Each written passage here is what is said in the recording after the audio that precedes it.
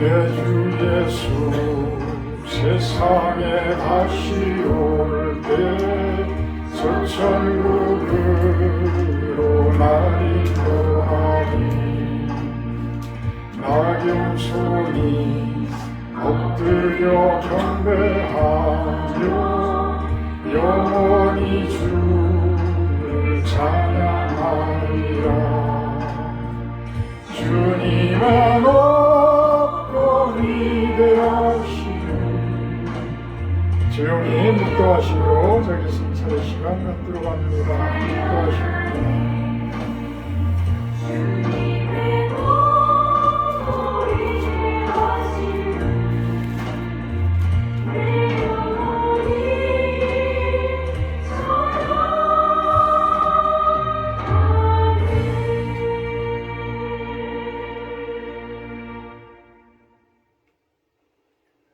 하나님이여 민족들이 주를 찬송하게 하시며 모든 민족으로 주를 찬송하게 하소서. 땅이 그의 소산을 내어주었으니 하나님 곧 우리 하나님이 우리에게 복을 주시리로다. 하나님이 우리에게 복을 주시리니 땅의 모든 끝이 하나님을 경외하리로다. 아멘. 찬송가 6장으로 찬양 올려드립니다. 찬송가 6장입니다.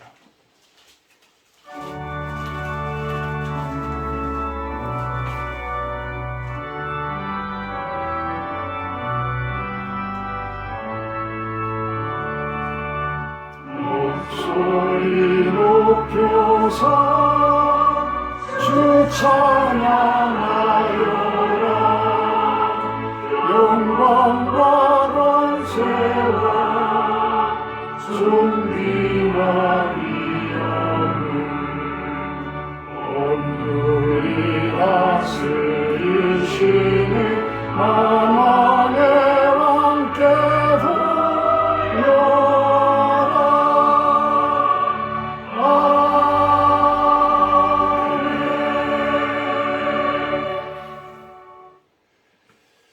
다같이 교동문 115번 기도가 들어갑니다. 교동문 115번입니다. 고주광님 첫 번째 말씀입니다. 교동문 115번 기도가 들어갑니다. 성문으로 나아가라 백성이 올 길을 닦으라. 큰 길을 수축하고 수축하라. 돌을 제하라. 만민을 위하여 기틀을 달라. 여호와께서 땅 끝까지 선포하시되 너희는 딸 시온에게 이르라. 보라 내 구원이 이르렀느니라. 보라 상급이 그에게 있고 보응이 그 앞에 있느니라 하셨느니라. 사람들이 너를 일컬어 거룩한 백성이라 여호와께서 구속하신 자라 하겠고 또 너를 일컬어 찾은 바 인자여 버림받지 아니할 성읍이라 하리라. 선지자 이사야의 책에 쓴 바 광야에서 외치는 자의 소리가 있어 이르되 너희는 주의 길을 준비하라. 그의 오실 길을 곱게 하라. 모든 골짜기가 메워지고 모든 산과 작은 산이 낮아지고 굽은 것이 곧아지고 험한 길이 평탄하여질 것이요 모든 육체가 하나님의 구원하심을 보리라 함과 같으니라. 아멘. 다같이 사도신경하심으로 신앙 고백하도록 합니다. 나는 전능하신 아버지 하나님 천지의 창조주를 믿습니다. 나는 그의 유일하신 아들 우리 주 예수 그리스도를 믿습니다. 그는 성령으로 잉태되어 동정녀 마리아에게서 나시고 본디오 빌라도에게 고난을 받아 십자가에 못 박혀 죽으시고 장사된 지 사흘 만에 죽은 자 가운데서 다시 살아나셨으며 하늘에 오르시어 전능하신 아버지 하나님 우편에 앉아 계시다가 거기로부터 살아있는 자와 죽은 자를 심판하러 오십니다. 나는 성령을 믿으며 거룩한 공교회와 성도의 교제와 죄를 용서받는 것과 몸의 부활과 영생을 믿습니다. 아멘. 우리 95장 찬송하시기 위해 구종신 사모님 대표 기도해 주십니다. 찬송가 95장입니다.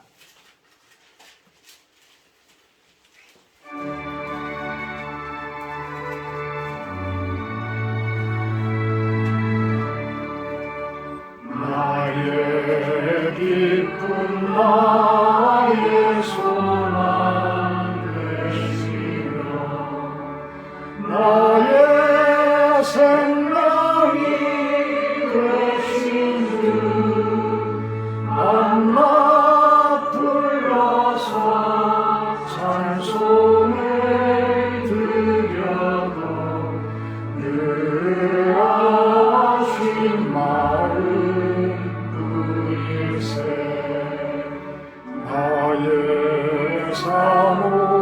사모하는 소망 목자는 어느 꽃다운 동산에 양의 무리와 늘 함께 가셔서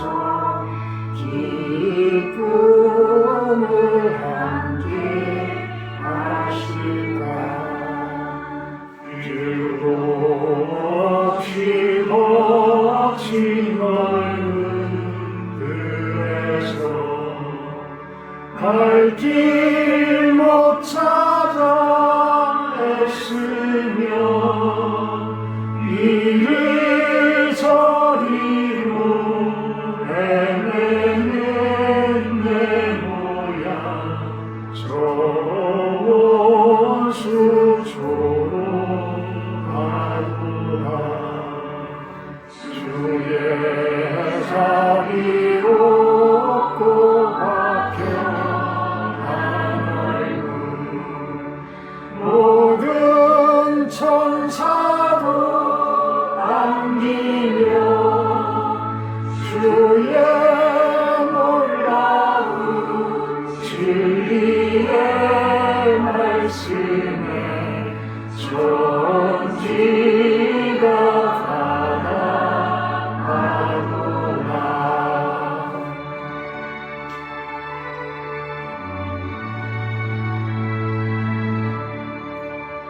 나의 진정 사모하는 예수님 음성조차도 반갑고 나의 생명과 나의 참 소망은 오직 주 예수 뿐일세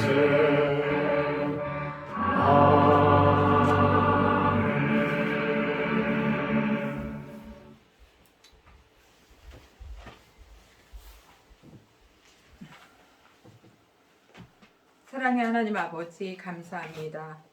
어느덧 2024년도 이제 한 달을 남겨준 시점에 지난 11개월 동안 주의 은혜로 저희가 이 자리에 있음을 감사하며 남은 한 달 한 해 잘 마무리하게 하시고 새로운 해를 기쁨과 감사로 맞이할 수 있게 인도해 주시옵소서. 아멘. 사울이 비천한 자로 왕이 되었음을 스스로 고백하며 하나님께 겸손히 나아갔지만 왕의 자리에 오른 지 얼마 지나지 않아 자신의 생각과 뜻대로 행하는 모습을 보신 하나님께서 사울을 왕으로 세운 것을 후회하신다고 하였습니다.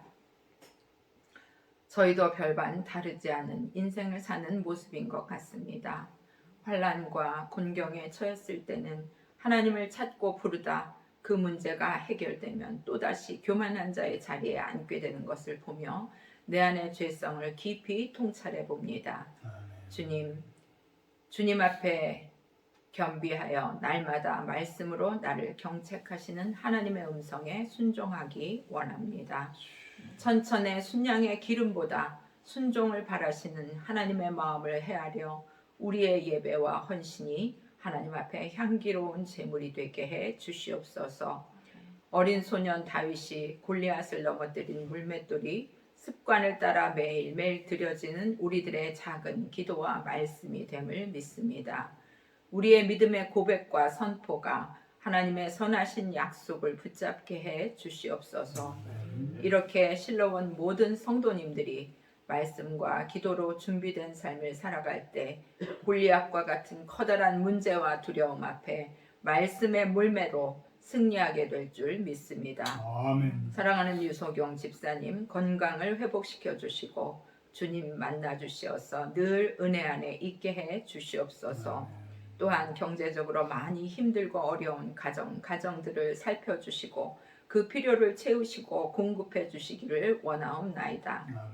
이 시간 말씀을 선포하시는 목사님께 성령의 충만으로 기름 부어 주시며 전하는 자나 받는 자나 모두가 은혜의 시간이 되어지기를 간절히 기도합니다. 아멘. 실로원 교회가 말씀과 기도가 흥왕하는 교회가 되게 하시고 믿지 않는 자들이 다 나와 이 자리가 가득 채워지는 축복이 있게 해 주시옵소서. 아멘. 우리의 예배를 받으시는 주님께 영광 돌려드리오며 모든 말씀을 사랑이신 예수 그리스도 이름으로 기도합니다. 아멘. 감사합니다. 오늘 말씀 봅니다. 요한복음 2장 1절에서 7절 말씀입니다. 요한복음 2장 1절에서 7절 말씀입니다.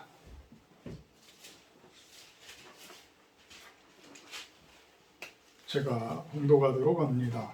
요한복음 2장 1절에서 7절 말씀입니다.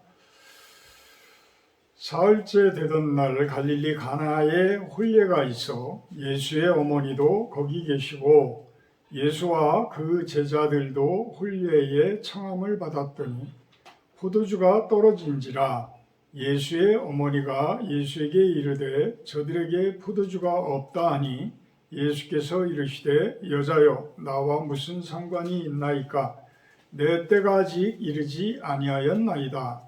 그의 어머니가 하인들에게 이르되 너희에게 무슨 말씀을 하시든지 그대로 하라 하니라. 거기에 유대인의 정결 예식을 따라 두세 통 드는 돌 항아리 6이 놓였는지라. 예수께서 그들에게 이르시되 항아리에 물을 채우라 하신즉 아귀까지 채우니. 아멘. 오늘 말씀 제목은 명하심에 순종하라. 명하심에 순종하라.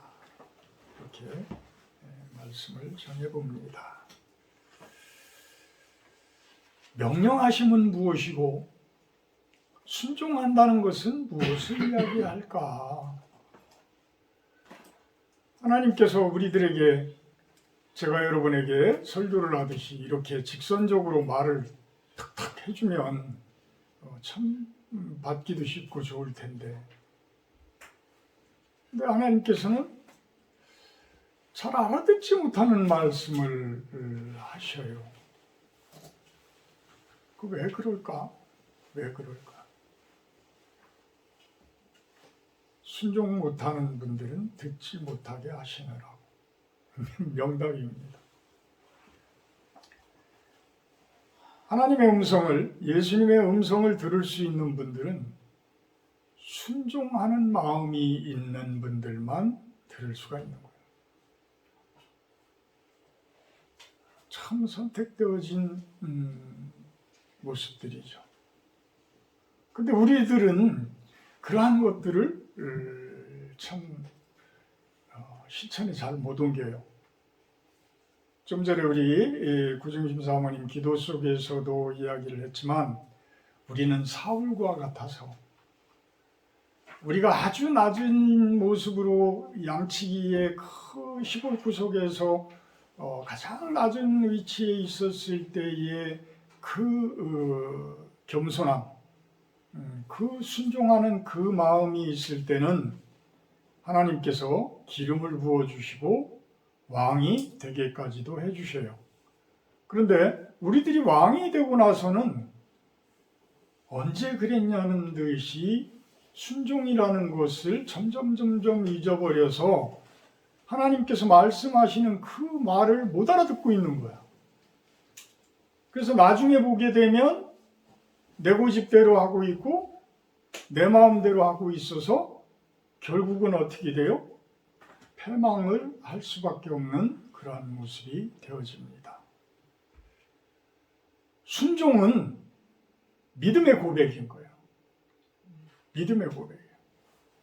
오늘 이 가나 혼례의 잔치를 가지고 요한복음 2장 1절부터 예수님께서는 그 이적을 행하시는데 이 스펄전 목사님은 이것을 가지고 과연 우리가 어떻게 순종을 하는 모습을 보여야 하냐 이것에 대해서 말씀을 전하고 계십니다. 오늘은 등장하는 분은 마리아예요. 마리아는 누굽니까? 예수님을 낳으신 어머니예요. 근데 그 예수님을 낳으신 어머니는 사실 예수님의 아버지인 요셉과는 어떤 유전자적으로는 관련이 없어요. 그렇지만 아버지인 요셉은 아마도 극진히 그 예수를 어린 예수를 잘 유대의 그 율법에 따라서 잘 가르쳤을 것이다라고 판단을 합니다. 이 동정녀 마리아는 아마도 사람들 중에서는 제일 정결한 모습의 여인이었을 것이다. 그리고 이 동정녀 마리아는 예수님을 어떻게 잉태를 하고 어떻게 예수님께서 이 땅 가운데 탄생을 하셨는지에 대해서 세상에 그 누구보다도 잘 알고 있는 그러한 예수님의 어머니예요. 그래서 아마도 가톨릭에서는 이 성모 마리아에 대해서 어떤 그 숭배, 우상이라고까지 하기는 그렇지만 그 숭배를 하는 그 모습들이 이 스펄전 목사님은 그 당시에 바라봤을 때에 상당히 껄끄러운 모습이 되지 않았을까라는 그런 생각을 제가 추정을 해봐요. 그래서 사실 사람을 숭배를 한다라는 부분들이 가톨릭에서는 성모 마리아를 향해서까지도 기도를 한다라고 그래요. 저는 잘 모르겠어요. 근데 그렇게 하는 것이 과연 옳으냐. 그렇지만 어찌 됐든 그 마리아라는 분의 성품은 아주 온유하고 아주 순종 잘하고 우리 사람으로 치게 되면 가장 순종 잘하는 믿음 좋은 그러한 그 여인이었을 것이다. 이렇게 생각을 합니다. 그래서 심지어는 마가복음 6장 3절에 보게 되면 예수님을 어떤 표현까지 하느냐면 마리아의 아들 목수가 아니냐? 이렇게까지 표현을 해요. 물론 마태복음 13장 55절에는 이는 그 목수의 아들이 아니냐? 라고 이야기를 하기도 해요. 그래서 그의 아들 목수라고 했을 때는 그의 아버지, 예수님의 아버지 요셉이 목수라는 그 뜻은 그 당시에 그 이스라엘 지방에서는 꼭 우리가 이야기하는 나무로 이렇게 집을 짓는 사람을 이야기하는 것이 아니고 석공들, 돌을 다듬어서 집을 짓는 이러한 사람들도 목수의 직업에 들어가 있다고 이야기를 합니다. 그렇다면 유대인이었던 예수님인데 유대인들은 어때요? 율법에 대해서 보통 잘 지키는 분들이 아니잖아요. 아주 율법에 대해서는 대단한 사람들이었는데 그들은 누구의 아들 대부분 가문을 이야기할 때는 누구의 아들 이래요. 그죠? 요셉의 아들 예수, 누구의 아들, 이새의 아들 다윗, 이런 식으로 그 가문을 아주 중요시 합니다. 근데 지금 마가복음 6장 3절에서는 마리아의 아들 목수라는 표현을 해요. 마리아의 아들 목수. 그래서 어떤 분들은 예수님의 아버지가 일찍 돌아가셨을 것이다. 그래서 요셉의 아들 예수가 아니라 마리아의 아들 예수다라고 이야기를 했다고 해요. 그래서 그런지 스팔전 목사님도 일찍 과부가 되었던 마리아라고 표현을 하는데, 사실 설교를 하는 분들이 저도 그렇지만 오류를 안 범할 수가 없어요. 그 당시에는 또 지금과 같이 검색만 하면 그냥 툭툭툭 튀어나오는 성경 구절이 축축 튀어나오는 이런 시대가 아니었기 때문에 일일이 다 성경을 1800년대에서는 다 뒤져보면서 설교 준비를 해야 됐기 때문에 과부라는 표현은 어디에도 없는데, 성모 마리아에 대해서 과부란 표현은 어디에도 없는데 과부라는 표현을 아주 당당하게 이렇게 설교에 이야기를 하신 것을 보면 조금 좀 그런 것도 있어요. 어쨌든 간에 말씀을 벗어난 부분들이 좀 과장되어지고 어떤 양념이 쳐지듯이 어떤 가미가 되어진다든지 이런 것들이 설교를 듣기 좋게 만들고 이해하기 좋게 만들 수도 있지만, 개 중에는 성경을 문자 그대로 자꾸만 이해하려고 하시는 분들도 있고, 목사의 설교를 어떤 하나님의 말씀이 100% 하나님의 말씀이다라고 듣는 사람들도 있기 때문에 오해의 소지들이 많다라는 거예요. 오해의 소지가 많다. 저는 여러분들에게 말씀을 드리고 여러분들이 성경을 읽더라도 성경을 문자 그대로만 이해하려고 하면 창세기만 읽어도 허황한 모습만 다 드러나고 도저히 이해할 수 없는 상황이 되어져서 성경을 더 이상 읽지 못하는 이러한 모습들에 빠질 수가 있어요. 그렇지만 성경에서 이야기하는 것은 그러한 문자 그대로의 지식을 이야기하고 문자 그대로의 내용들을 이야기하는 게 아니잖아요. 그 속에서 하나님께서 우리들에게 그 말씀을 통해서, 그 이야기를 통해서 우리들에게 무엇을 이야기하는 건가가 중요한 거예요. 그것이 바로 하나님의 말씀인 거예요. 그렇기 때문에 성경을 똑같은 요한복음 2장 1절을 똑같이 읽더라도 여러 사람들이 다 그 1장에 대해서 다 달리 하나님의 말씀을 받아들일 수가 있는 거예요. 이게 바로 하나님의 말씀이 나에게 해주시는 것이다. 이런 모습으로 우리가 설교라든지 성경이라든지 이런 부분들을 받아들였으면 좋겠습니다. 마리아는 3절에 보게 되면, 요한복음 2장 3절에 보게 되면, 포도주가 떨어진지라 예수의 어머니가 예수에게 이르되 저들에게 포도주가 없다라고 이야기를 합니다. 지금 상황은 어떤 상황이냐면, 갈릴리 가나에, 우리나라로 이야기하면 예루살렘이 서울이라고 이야기를 한다고 그러면, 이 갈릴리 지방, 이 가나 지방은 저기 함경북도 저기 아오지 있는 낮은 청진 이 정도로 멀리 떨어져 있는 그러한 곳이에요. 근데 어려서부터 예수님께서 그곳에서 자랐기 때문에, 태어난 곳은 베들레헴이지만 태어난 곳은 서울 밑에 한 수원 정도에서 태어났지만 자라난 곳은 애굽으로 피신했다가 그 북한 그 위에 그 촌에 가서 이렇게 성장을 하신 거예요. 근데 그곳에 어쨌든 간에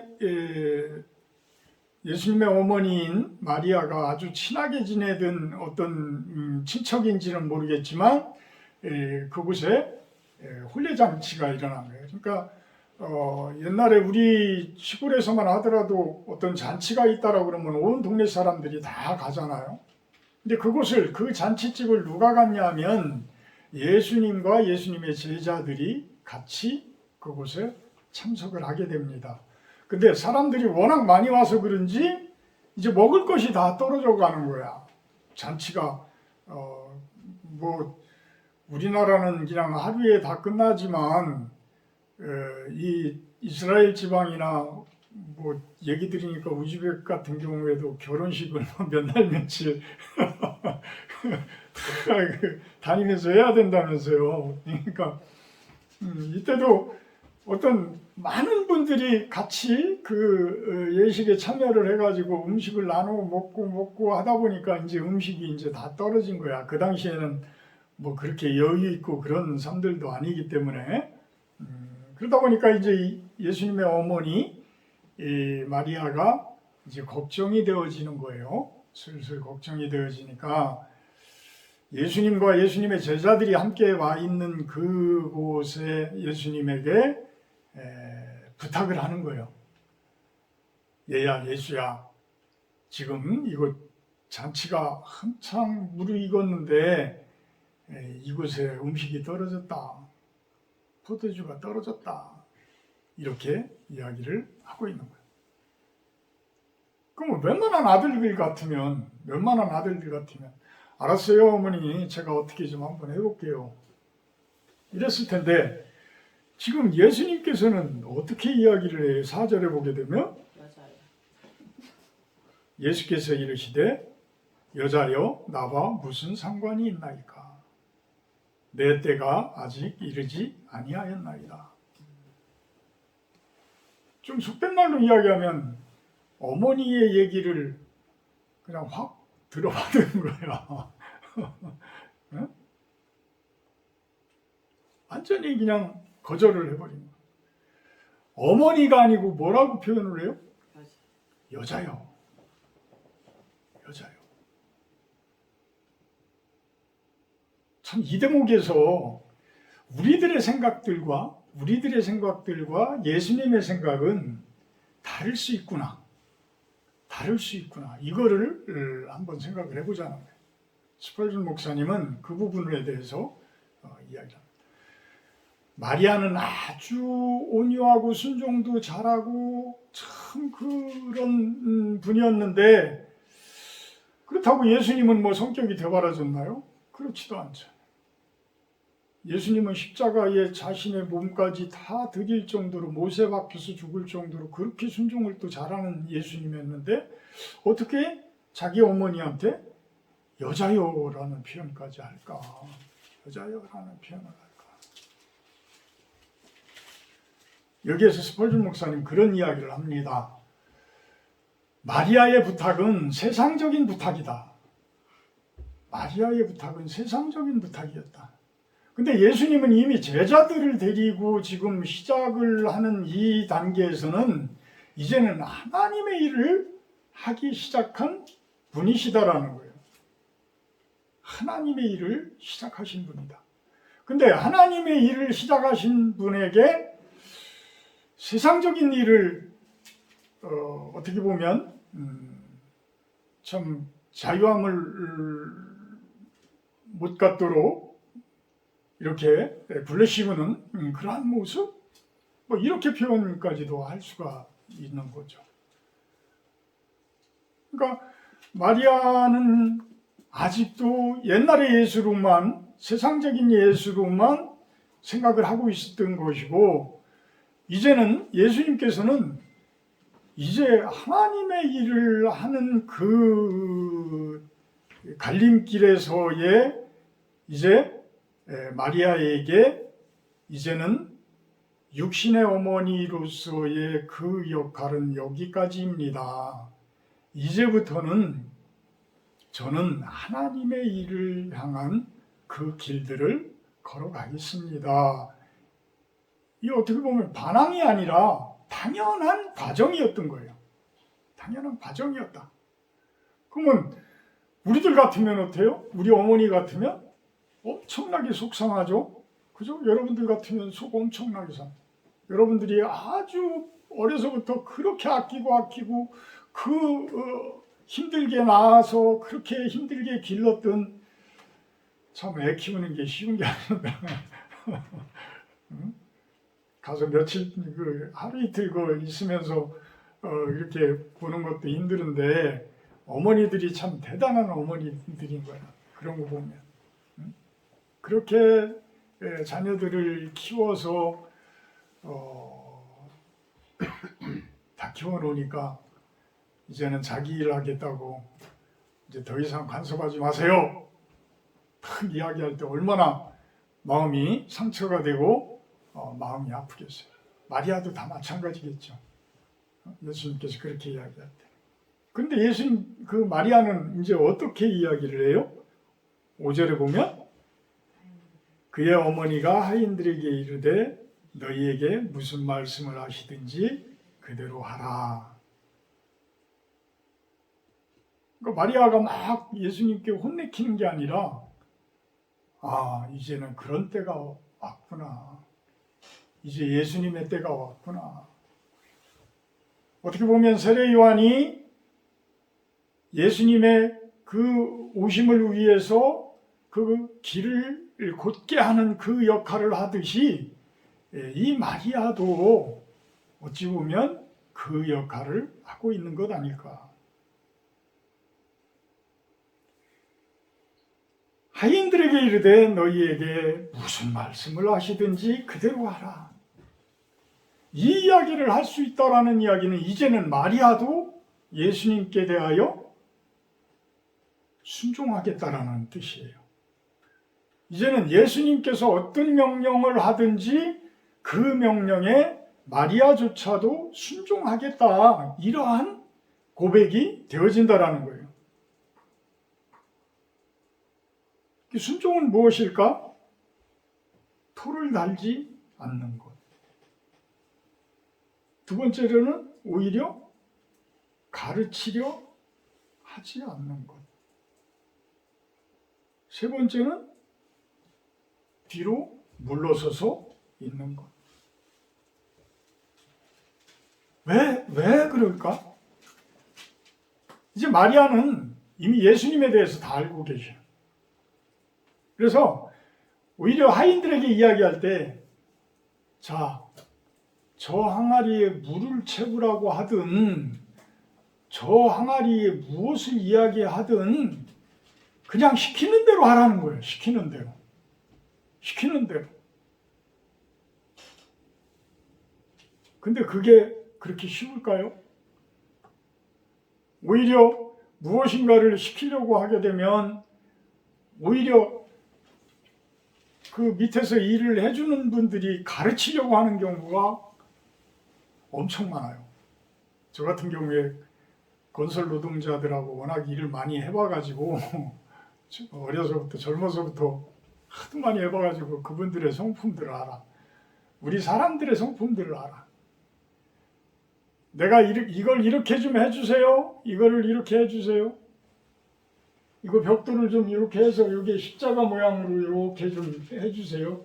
이 벽돌 지금 이렇게 두 장이지만 하나 반 정도만 해서 이렇게 해주세요. 그러면 이거 두 장 쌓는 게 쉬우니까 이렇게 두 장을 쌓아버리는 거예요. 그러니까 이게 너무 간격이 벌어져 버려 있잖아요. 응? 내 설계상으로는 이렇게 안 돼 있는데.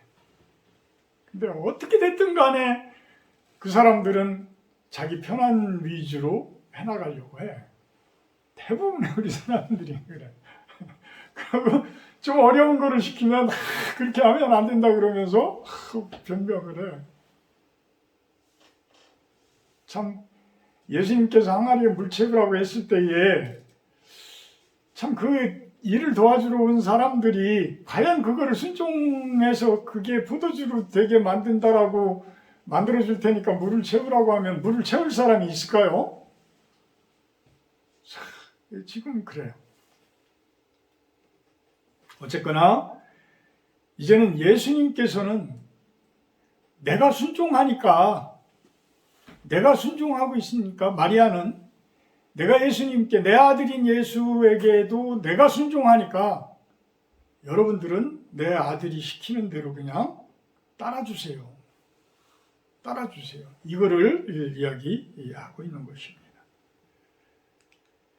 그러면서 스펄전 목사님은 그런 표현을 합니다. 가장 좋은 지혜와 가장 성공한 인생을 얻는 비결은 주의 깊게 순종하며 그리스도를 뒤따라가는 것입니다. 이렇게 표현을 합니다. 가장 좋은 지혜 있는 모습과 가장 성공한 인생의 비결은 그냥 순종하며 그리스도를 뒤따라 가라는 것입니다. 주님을 앞서 달리지 말라는 이야기, 오히려 주님의 손을 잡아 끌지 말으라는 이야기를 합니다. 자, 여기에 등장하는 5절에 등장하는 하인들은 과연 어떤 사람들이었을까? 추정을 해보면 그냥 그 잔치를 끌어가는 사람들의 종일 수도 있고요. 아주 유력한 그 잔치를 하는 그 가문의 유력한 사람의 종들일 수도 있고요. 아니면 어떤 하루에 급여를 주면서 일당을 주면서 와서 일을 해달라고 했던 사람들일 수도 있어요. 그래서 그 하인들, 그 잔치를 돕는 그러한 종들, 그들은 예수님을 잘 알지 못했던 사람들이다. 예수님을 잘 알지 못했던 사람들. 그렇지만 마리아는 잘 알았기 때문에 그 마리아의 명령이라면 명령, 종이니까 명령이겠죠. 주인의 명령을 듣고 그대로 순종을 했다. 그럼 결론은 무엇일까? 그렇게 순종했을 때의 결론은 물 항아리에 있던 물이 극상품의 포도주로 변한 거예요. 극상품의 포도주. 자, 그러면서 스펄전 목사님은 순종하는 방법을 5가지에 대해서 이야기를 합니다. 순종하는 방법. 첫 번째는 우리들이 순종을 하려면 준비를 하라는 거예요. 마음의 준비를 해라. 예수님께서 어떠한 명령을 하고 예수님께서 말씀을 하실 때 그 말씀을 듣겠습니다. 이행을 하겠습니다라는 마음의 준비를 세워가자. 이것이 결국은 믿음이겠죠. 그죠? 믿음이겠죠. 그러니까 정작 예수님께서 명령을 하실 때에 토를 달아버리면 그 축복은, 하나님의 축복은 엉망이 돼버리는 거예요. 그러니까 내 마음을 예수님의 명령에 순종하겠습니다. 어떤 명령이든 순종하겠습니다. 이 마음의 밭을 일궈 놓으라는 이야기입니다. 두 번째는 다른 일을 하지 말고 명하신 것만 해라. 명령하신 것만 행하라. 훌륭한 믿음은 두려움이 가득해도 아무것도 하지 않고 기다리는 것이라고 이야기를 합니다. 스펄전 목사님 아주 명언을 하시네요. 저는 마음속에 이 설교가 확 와 닿더라고요. 우리가 두려우니까 어떤 상황을 제대로 믿지를 못하니까 무엇인가를 자꾸 하려고 해서 엉뚱한 일을 벌인다는 거야. 그래서 일이 그르쳐지고 일이 망쳐진다라는 이야기. 우리 김재훈 집사님 테니스 같이 하지만 테니스 하면서 그러잖아요. 이게 테니스가 잘 풀릴 때는 기가 막히게 잘 풀려나가요. 근데 강적을 만난다든지 아니면은 그날 뭔가 컨디션이 좀 안 좋아가지고 이게 일이 안 풀리기 시작을 하면 자꾸만 뭔가를 막 해보려고 그래요. 라켓도 바꾸기도 하고 막 옷도 벗기도 하고 막 이러면서 뭔가를 자꾸만 하려고 그래. 근데 그렇게 되면서 이제 잘 풀려나갈 때도 있지만 어떤 때는 그 일이 더 꼬이고 꼬여서 거의 이 엉망이 되어져 버린 게임이 엉망이 되어져 버리는 그런 경우들이 아주 많아요. 아주 어려움에 처한 사업가든지 병든 자녀들을 둔 분들이라든지 부모라든지 아니면 병든 남편을 둔 어떤 아내라든지 병든 아내를 둔 남편이라든지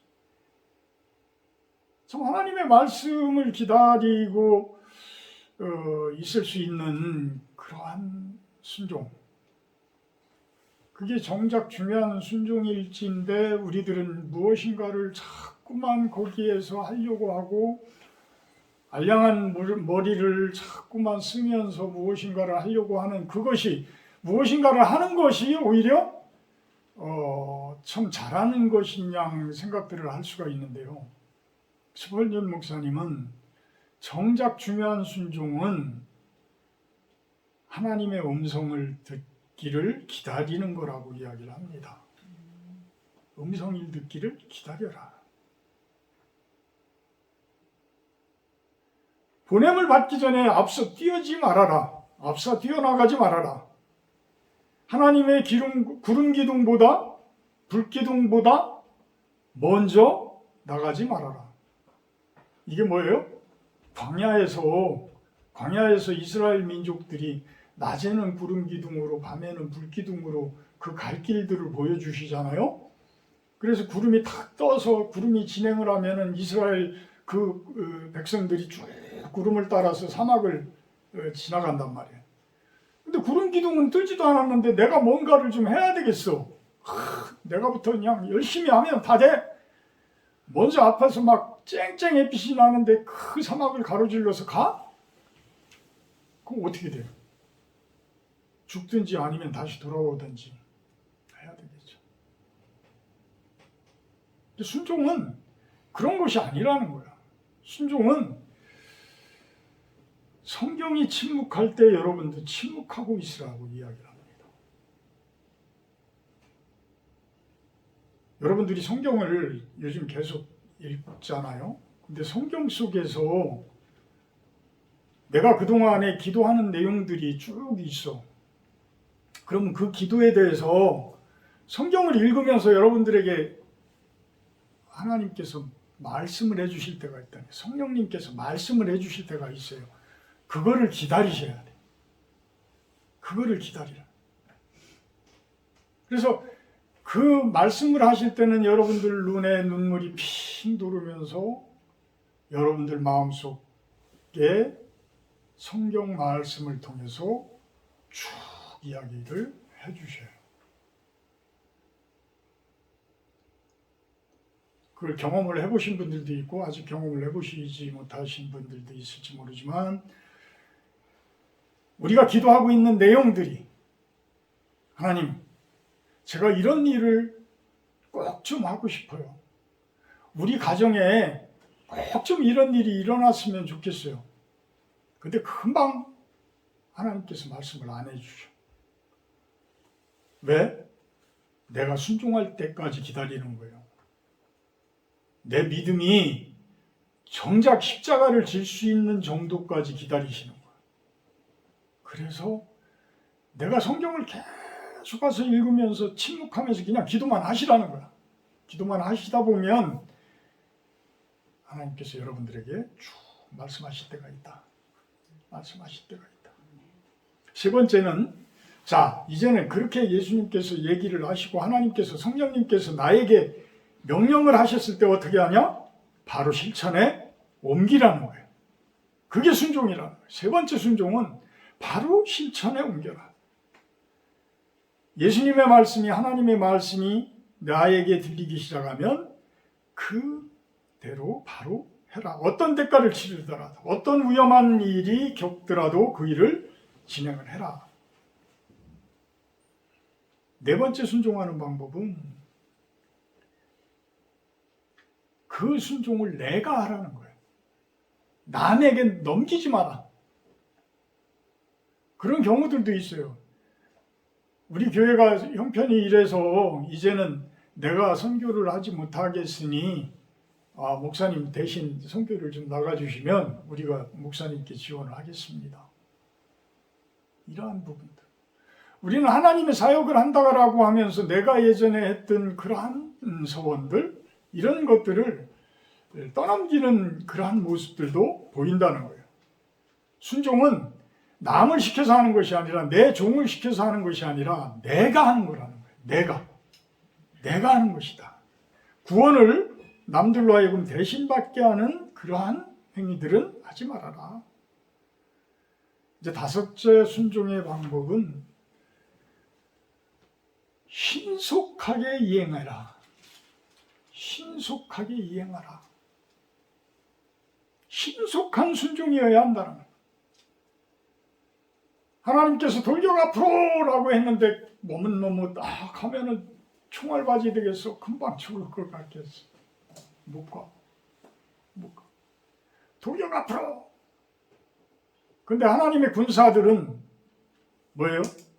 돌격 앞으로 명령이 떨어지면 천국이 우리 것임을 믿고 나아가라는 거예요. 나아가라. 그렇게 할 때에 어떠한 것이 우리들에게 주어지느냐?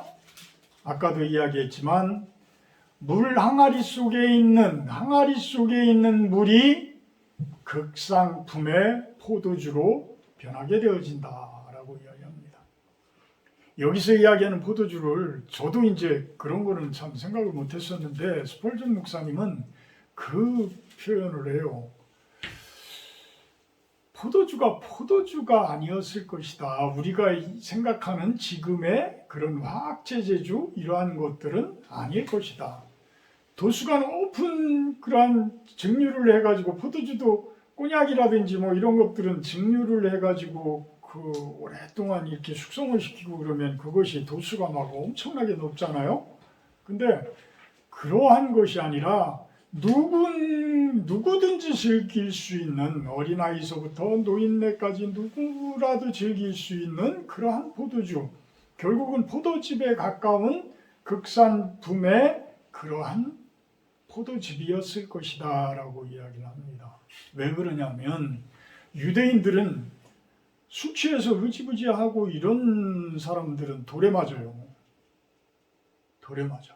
그렇기 때문에 그들을 그렇게 술이 취해서 흥청망청할 정도의 그런 포도주를 예수님이 만들어 주실 리가 없어요. 그죠? 예수님께서 만들어 주실 리가 없다. 그래서 이 포도주는 어떤 뜻을 가지고 있느냐면 은혜의 풍성함의 모형이다. 값없이 풍성하게 베푸시는 하나님의 은혜다. 그런 하늘에서 주시는, 우리들에게 주시는 우리의 기도의 열매요, 우리들에게 주시는 축복의 열매일 것이다 라고 이야기를 합니다. 그러면서 스펄전 목사님은 이런 기도를 합니다. 하나님, 우리는 주님의 사람의 명령을 따라 물 항아리에 물을 채웠습니다. 있는 힘을 다해 채웠습니다. 저희는 한 영혼도 내 힘으로 변하게 못합니다. 예수님만이 하실 수 있습니다. 주님만이 하실 수 있습니다. 저들의 물같은 믿음이 변하여 은혜의 풍성한 포도즙이 되게 하소서. 아멘. 아멘. 우리 실로원 교회도 물은 가득 채워져 있다? 그렇잖아요. 우선 물이라도 우리들이 믿음으로 가득 채우는 그러한 모습들이 되어져서 그곳에, 이곳에 하나님의 씨앗, 예수님의 씨앗이 심겨지는 여러분들 마음속에, 또 여러분들이 전도한 그러한 분들의 그 물같은 마음속에 심겨져서 나중에는 진정한 하나님의 은혜의 풍요로운 그러한 포도즙, 그러한 모습들이 충만되어진 그러한 성도님들이 가득한 모습, 그러한 실론교회가 되기를 주님의 이름으로 축복하고 축원합니다. 사랑의 하나님 감사합니다. 예수님의 명령에 순종하자, 명하심에 순종하라라는 그러한 제목을 가지고 나누고 왔습니다. 말씀을 바라보며 예수님께서 명령하실 때까지 침묵하는 것도 순종이라고 합니다. 우리를 자극하는 것들에 자극받지 않게 하시고 온전한 믿음 안에서 침묵하며 순종하며 말씀으로 채워나가는 하나님의 씨앗을 채워나가는 우리들의 모습이 되게 하여 주시옵소서. 예수님의 이름으로 기도합나이다. 아멘. 50장 1절 하며 봉헌하도록 합니다.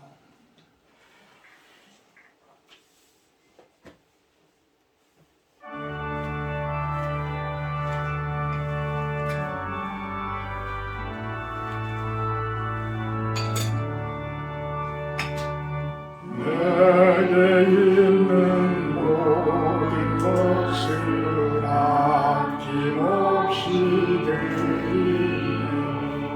사랑하고 의지하며 주만 따라 살리라.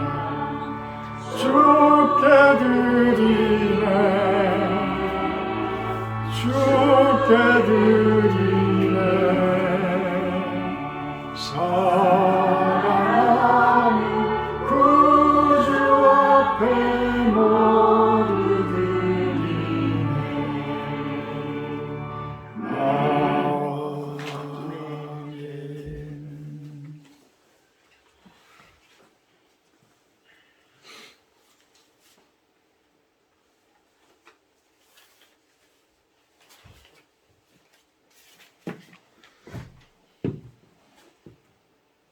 기도합니다.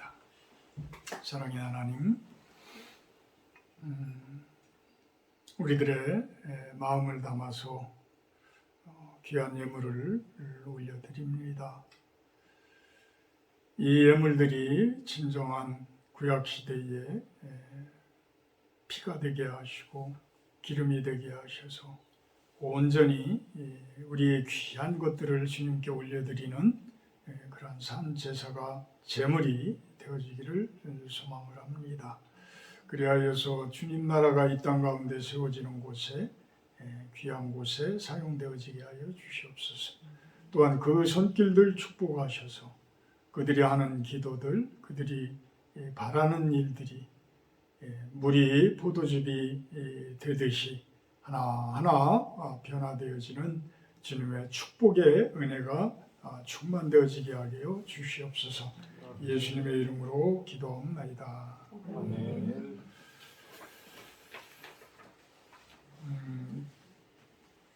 2024년도 마지막 12월 달입니다.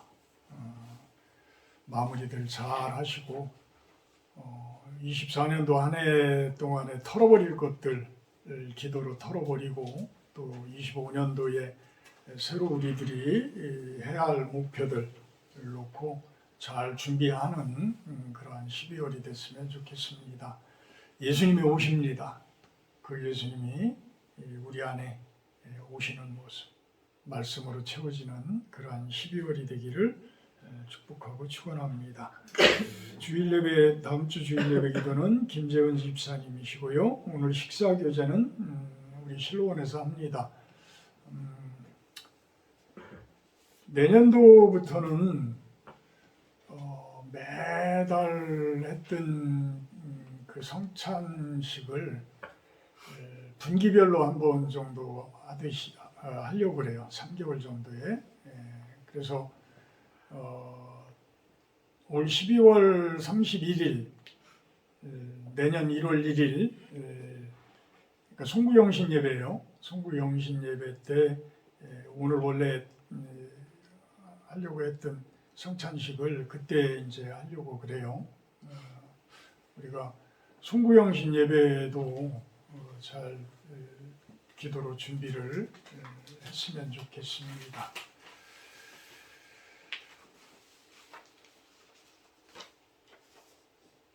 찬송가 97장 하신 후에 축도로 마치도록 합니다.